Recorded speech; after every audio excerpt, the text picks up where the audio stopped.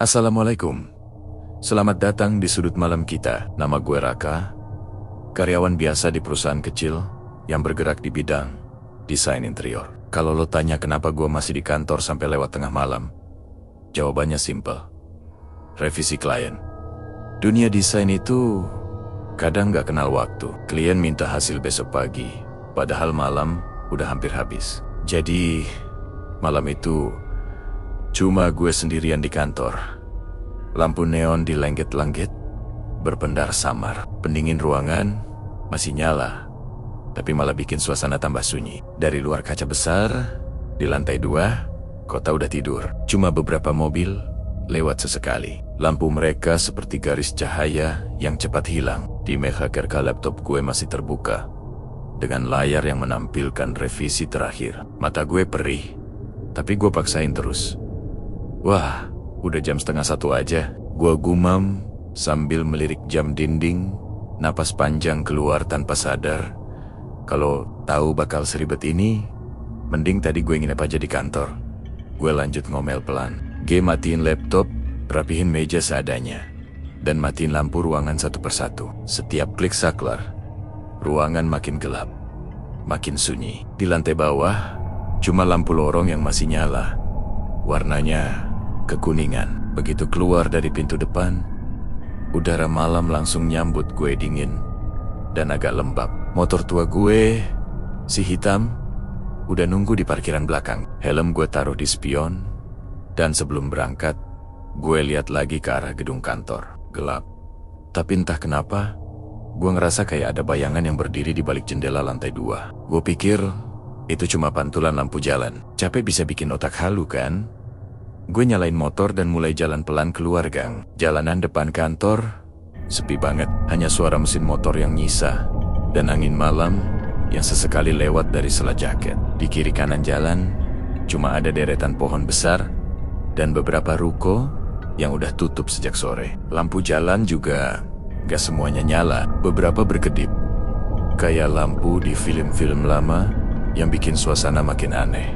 Sepi amat. Gue ngomong ke diri sendiri sambil nyengir kecil, mencoba ngusir rasa gak nyaman. Tapi jujur aja, ada bagian dari diri gue yang ngerasa aneh. Biasanya jam segini masih ada 1-2 mobil lewat, tapi malam itu kosong. Bahkan suara anjing pun gak kedengeran. Gue nyoba fokus ke jalan, mata mulai berat, kepala agak pusing karena terlalu lama di depan layar. Tapi gue terusin, pikiran gue cuma satu: cepat sampai rumah, tidur, dan lupakan lembur gila ini. Gue sempat lewat tikungan kecil yang biasa jadi jalan pintas ke arah rumah.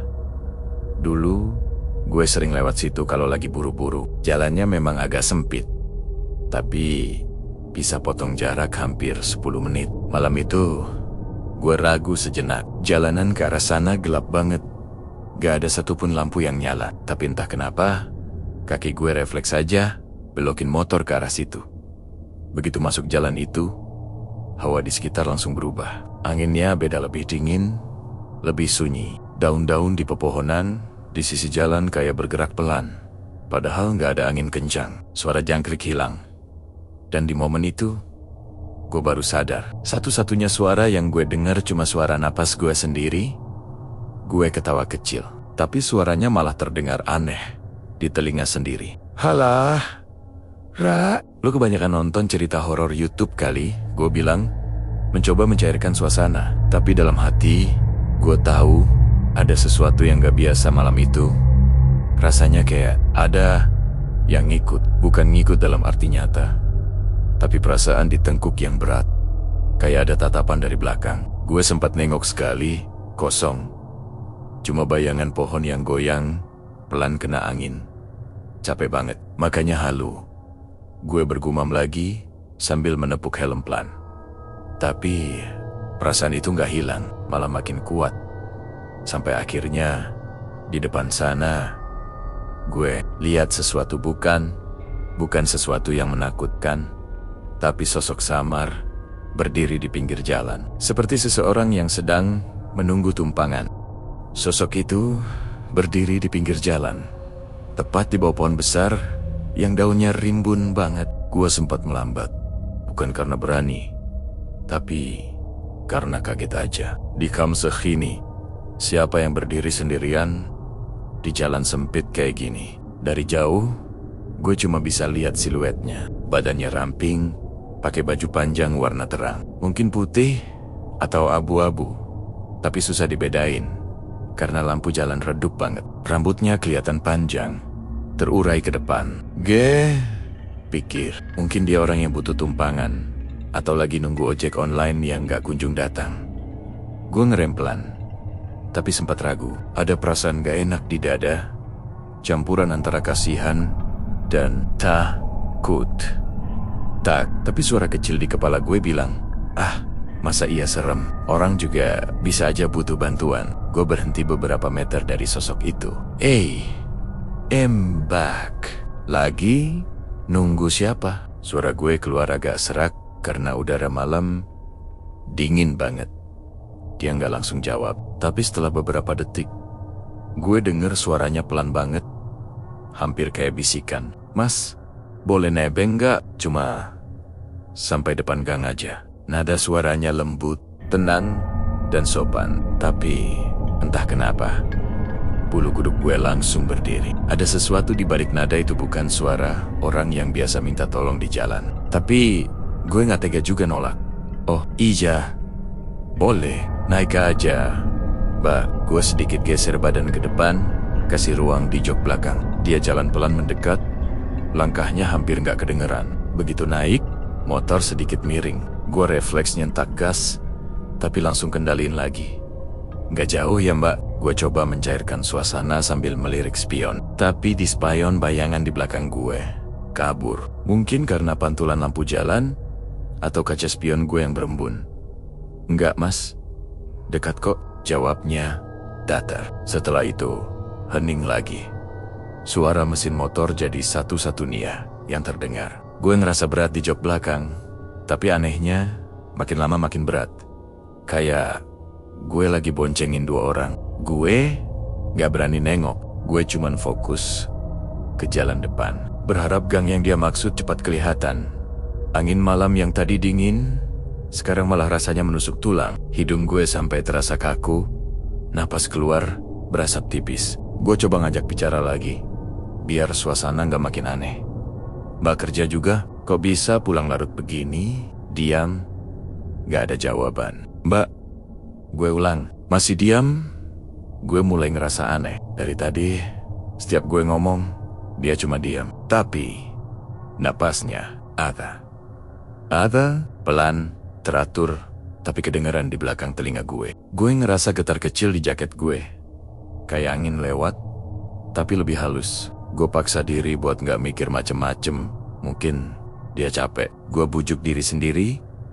Motor terus melaju di antara pepohonan. Dari sela-sela dahan, gue bisa lihat langit malam yang gelap, tanpa bintang. Sesekali ada lampu jalan yang nyala satu, tapi habis itu mati lagi. Aneh banget rasanya. Kayak jalan ini cuma nyala di bagian yang gue lewatin. Gue lihat jam di speedometer. Jarum udah lewat jam 1. Harusnya kalau bener cuma depan gang, mestinya udah sampai. Tapi dari tadi dia gak bilang apa-apa. Akhirnya gue buka suara lagi. Mbak, gangnya belum kelihatan ya? Senyap. Sekali lagi gue coba lihat lewat spion. Tapi kali ini kaca spion cuma nunjukin punggung jaket gue sendiri. Gue gak bisa lihat apa-apa di belakang. Entah kenapa, dada gue mulai sesak. Gue tahan napas sebentar, lalu buang, perlahan, tenang, rak, jangan mikir yang aneh-aneh. Gue bilang pelan, dan di momen itu, angin malam tiba-tiba berhenti. Kayak seluruh udara di sekitar gue membeku. Motor tetap jalan, tapi gak ada suara apapun selain mesin. Gak ada jangkrik, gak ada desiran daun, gak ada apa-apa. Heningnya sampai telinga gue berdenging. Lalu, tiba-tiba, suara lembut itu muncul lagi dari belakang sangat pelan. Tapi, jelas mas, pelan sedikit. Ya, depan situ, gangnya. Gue spontan ngerem perlahan. Jalan di depan menurun sedikit. Dan di sisi kanan, ada gang kecil yang gelap, tertutup pepohonan. Gue berhenti di situ, lampu motor menerangi sebagian jalan masuknya. "Oh, ini ya, Mbak?" Gue tanya sambil noleh, pelan, ke belakang. Tapi di jok belakang, kosong. Begitu gue nengok ke belakang, jok motor gue kosong. Gak ada siapa-siapa. Padahal, baru beberapa detik lalu, gue masih ngerasa berat di belakang. Masih denger napas lembutnya. Gue bahkan masih bisa ngerasain jaket gue ketarik sedikit. Seolah ada orang yang lagi duduk di sana. Tapi, sekarang gak ada apa-apa. Gue diem. Tangan gue masih di stang motor, tapi jari-jari mulai gemetaran. Gue coba berpikir logis. Mungkin dia turun waktu gue gak sadar, tapi itu mustahil. Gue gak ngerasa motor goyah, gak denger langkah turun, gak ada suara apapun. Gue nengok ke kanan, ke arah gang yang dia tunjuk. Gelap, pepohonan tinggi, nutup separuh jalan. Di ujung sana cuma ada titik kecil cahaya lampu rumah yang jauh banget. Gue gak tahu kenapa, tapi gue ngerasa tatapan aneh dari dalam kegelapan itu. Kayak ada yang lagi memperhatikan gue. Gak mungkin, gue bisik pelan ke diri sendiri. Gue kan tadi beneran boncengin orang. Gue coba meyakinkan diri. Mungkin dia turun pas motor berhenti, terus langsung masuk ke gang. Ya, mungkin gitu. Tapi suara hati gue gak sepenuhnya yakin. Karena, jujur, dari awal semuanya gak terasa wajar. Cara dia ngomong, cara dia naik ke motor, sampai hawa dingin yang tiba-tiba muncul setelah dia duduk di belakang. Gue pelan-pelan menoleh ke jok lagi. Berharap gue salah lihat, tapi tetap kosong. Dan di situ gue lihat sesuatu kecil di jok belakang. Sebuah daun kering, kecil, tipis, tapi bentuknya aneh. Warnanya bukan coklat biasa, tapi keabu-abuan, kayak udah lama banget kering. Gue ambil daun itu pelan, dan jari gue langsung merinding. Dingin banget, padahal cuma daun. Mungkin kebawa angin, gue bilang lagi, memaksa diri buat tetap waras. Gue taruh daun itu di saku jaket. Gak tahu kenapa, mungkin cuma refleks. Mungkin karena gue pengen bukti kalau ini bukan mimpi. Gue hembuskan napas panjang, nyoba menenangkan diri. Udah, Ra, balik aja. Jangan mikir aneh-aneh, mungkin cuma halusinasi. Karena lembur kelamaan, gue bujuk diri sendiri. Gue nyalain motor lagi. Pelan-pelan jalan, meninggalkan gang itu. Tapi baru beberapa meter, gue ngerasa sesuatu aneh di pundak kanan gue. Kayak ada yang nyentuh ringan, kumas sebentar. Gue spontan nengok. Kosong. Tapi dada gue udah terasa berat lagi. Angin malam yang tadi udah mulai reda, sekarang berubah. Gak sekadar dingin, tapi dingin yang menusuk sampai ke tulang. Gue merapatkan jaket, tapi gak membantu. Di sisi kiri jalan, gue sempat lihat bayangan putih bergerak cepat di antara pepohonan. Gue gak yakin itu apa. Gue cuma fokus ke jalan, gak berani berhenti lagi. Mungkin cuma plastik, gue gumam. Walau hati gue tahu itu bukan.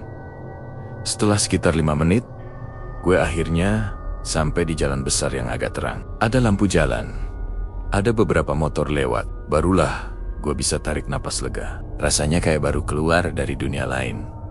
Gue parkir sebentar di warung kopi 24 jam. Warungnya sepi, cuman ada bapak-bapak penjaga yang lagi nonton TV kecil di pojok. Gue duduk, pesan air mineral dingin. Tangan gue masih sedikit gemetar. Pulang lembur mas? Tanya si penjaga warung. Iya pak, tadi lewat jalan belakang biar cepet. Jawab gue pelan.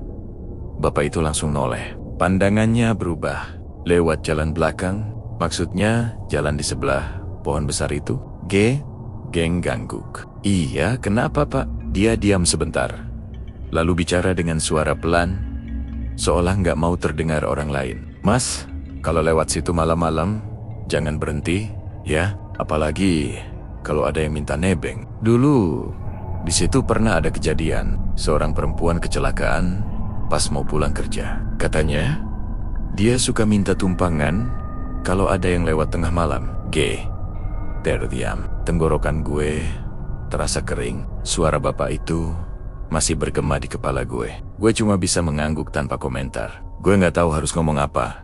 Pas gue balik ke motor, tangan gue refleks nyelip ke saku jaket, ngeraba daun kering itu. Masih ada. Tapi anehnya, sekarang daun itu udah hancur jadi serbuk halus. Kayak abu yang dingin.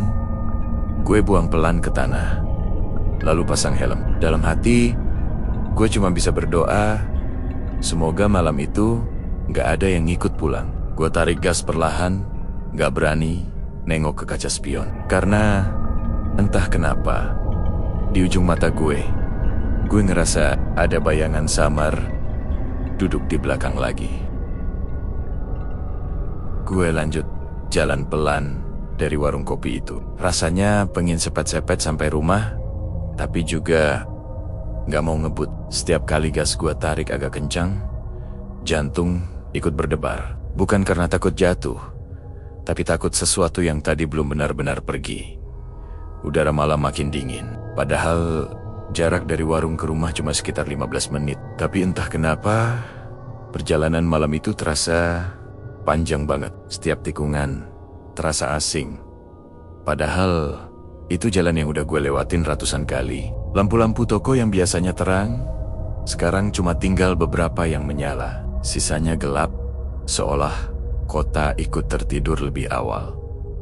Gue sempat coba dengerin musik dari ponsel, biar nggak terlalu tegang. Tapi aneh, layar ponsel gue tiba-tiba freeze. Lagu nggak bisa diputar, cuma diam di layar utama. Gue nyerah, taruh lagi ponsel ke saku.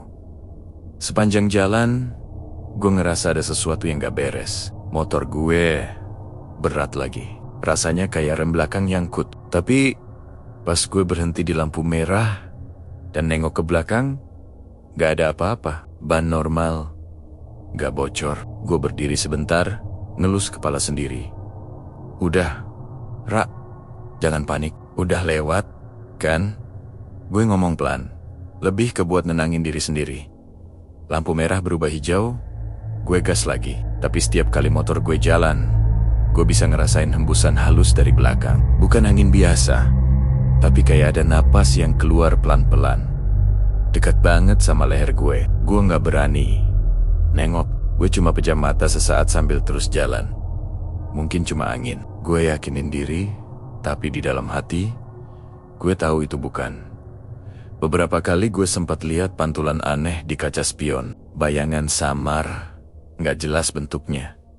Kayak kain putih, bergerak pelan di belakang. Tapi setiap kali gue fokusin mata, bayangan itu hilang. Berganti gelapnya, jalan malam, di pertigaan kecil. Gue lihat seorang bapak, tukang tambal ban, yang lagi duduk di depan warungnya. Gue sempat ingin berhenti, sekadar ngobrol, biar gak merasa sendirian.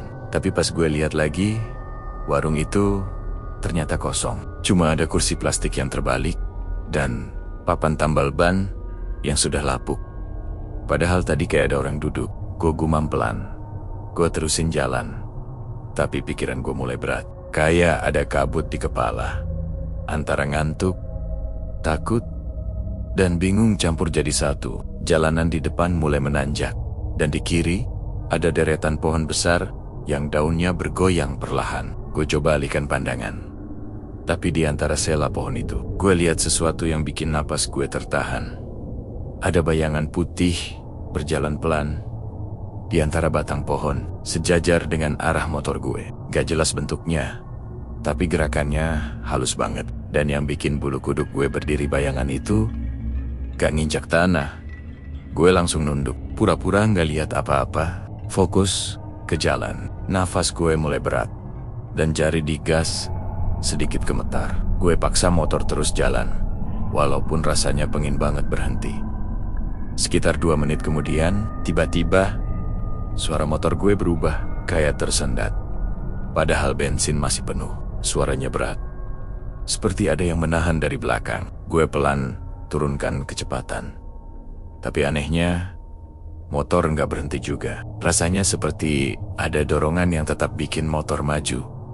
Gue mulai komat kamit pelan, mencoba baca doa yang gue ingat. Gak keras, cuma di dalam hati. Gue gak tahu kenapa. Tapi begitu gue mulai baca, motor perlahan kembali normal. Suara mesin jadi stabil. Udara di sekitar juga mulai hangat sedikit. Alhamdulillah. Gue hembuskan napas panjang. Tapi baru beberapa meter kemudian, di sudut mata gue lihat sesuatu melintas di sisi kanan. Sekilas, cuman bayangan putih panjang. Tapi kali ini gue dengar jelas suara perempuan berbisik lembut, tepat di belakang telinga gue. "Terima kasih ya mas." Gue langsung ngerem pelan, tapi gak berani nengok. Suara itu halus, lembut, tapi dingin banget. Rasanya kayak disampaikan dari jarak yang sangat dekat. Padahal gak ada siapa-siapa. Gue diam, dada gue naik turun pelan. Jalan di depan kosong, gak ada kendaraan lain. Tapi gue bisa ngerasain hawa sejuk aneh yang ngelus punggung gue. Lalu perlahan hilang begitu aja. Motor gue terasa ringan lagi. Angin malam kembali normal. Gue jalan pelan sampai ke ujung jalan besar. Lampu-lampu rumah mulai kelihatan. Baru kali itu gue ngerasa rumah Siman itu seolah pagar depan gue jadi garis pemisah antara dunia nyata dan sesuatu yang gak bisa dijelaskan. Begitu motor berhenti di garasi, gue duduk diam cukup lama. Gak langsung turun, gue cuma menatap ke arah jalan, memastikan gak ada siapapun di belakang. Tapi jauh di sana, di tikungan terakhir yang baru aja gue lewati, gue masih bisa lihat samar bayangan putih berdiri diam di bawah lampu jalan. Dia gak bergerak, dan gue cuma bisa berharap dia gak nungguin siapapun lagi malam ini. Malam itu, begitu motor berhenti di garasi, gue cuma bisa duduk diam beberapa saat. Rasanya aneh, antara lega, bingung, sama takut. Gue tahu gue udah sampai rumah, tapi hati gue belum benar-benar tenang. Kayak ada sesuatu yang masih ngikut di belakang. Gue matiin mesin, lepas helm pelan-pelan. Tangan gue dingin banget, sampai susah buka tali helm. Nafas masih berat. Gue pandangin jalan depan rumah sepi. Cuma lampu jalan di ujung gang yang nyala setengah redup. Biasanya di jam segitu gue udah langsung masuk rumah. Tapi malam itu gue malah duduk di motor agak lama. Entah kenapa gue takut kalau buka pintu rumah sendirian. Takut bukan karena bayangan, tapi karena perasaan kayak ada yang belum selesai. Akhirnya gue masuk juga. Rumah kecil, gue sunyi total. Cuma suara detik jam dinding yang terdengar jelas. Gue rebahan di sofa ruang tamu tanpa ganti baju. Mata gue berat banget. Tapi setiap kali mau merem, gue keinget lagi wajah samar yang sempat gue lihat di pinggir jalan itu. Wajah tanpa ekspresi, tapi tenang. Dan entah kenapa, bukan wajah yang menyeramkan. Justru ada sesuatu yang bikin hati gue aneh kayak kerasa kasihan. Pagi harinya, sinar matahari masuk lewat celah jendela, dan untuk sesaat, semua terasa normal. Gue bangun, kepala masih berat. Di meja, helm gue masih tergeletak. Dan di lantai bawahnya, ada daun kering yang sama seperti yang gue temuin semalam. Padahal, semalam gue yakin udah buang. Daun itu kering banget, tapi aromanya samar bukan bau busuk. Tapi lebih ke wangi tanah setelah hujan. Gue berdiri, nunduk, dan cuma bisa bengong. "Lo ngikut sampai sini?" "Ya," gue bisik pelan. Entah ngomong ke siapa. Siang itu gue mampir lagi ke warung tempat gue berhenti semalam. Si bapak penjaga warung masih di sana, lagi nyapu depan. Begitu lihat gue, dia langsung senyum kecil. "Wah, mas, yang semalam ya? Aman? Pulangnya?" Gue jawab dengan tawa kecil. "Aman sih pak, tapi semalam tuh rasanya kayak bukan jalan biasa." Bapak itu naruh sapunya, lalu duduk di kursi kayu. Pandangannya mengarah ke gang kecil di seberang jalan, yang gak jauh dari situ. "Gang itu, ya," katanya, pelan.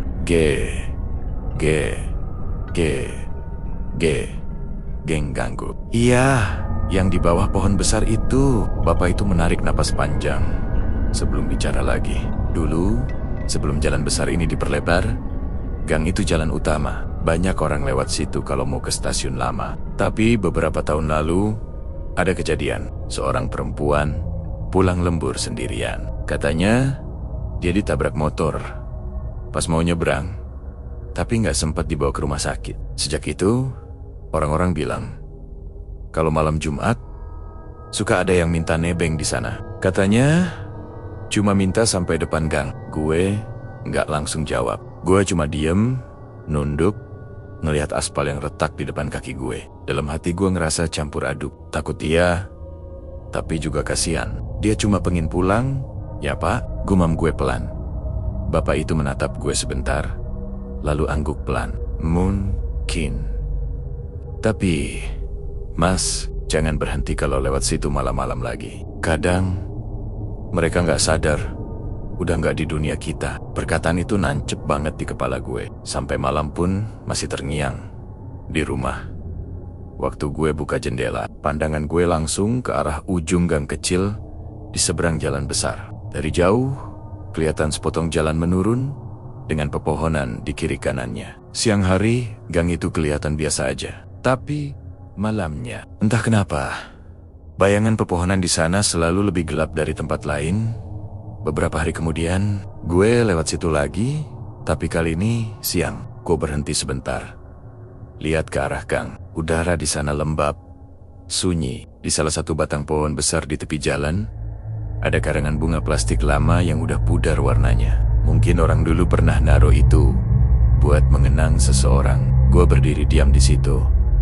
Lalu tanpa sadar, bibir gue bergerak sendiri, Mbak. Makasih, udah nebeng bareng ya. Maaf, kalau gue sempat takut. Semoga sekarang udah bisa pulang. Angin kecil, lewat pelan. Daun-daun bergoyang, satu dua jatuh ke tanah. Salah satunya nyangkut di sepatu gue, daun abu-abu kecil. Sama persis kayak yang gue temuin di motor dulu. Gue senyum tipis. Entah kenapa, kali ini gak takut. Ada rasa tenang yang gak bisa dijelasin. Gue angkat daun itu pelan, lalu taruh di bawah pohon. Sejak hari itu, gue gak pernah ngerasa dia ngikut lagi. Tapi setiap kali gue pulang lembur dan ngelewatin jalan besar itu, mata gue selalu tanpa sadar melirik ke arah gang kecil itu. Dan kadang, cuma kadang, gue lihat samar-samar di bawah pohon besar, ada seseorang berdiri diam seperti tersenyum.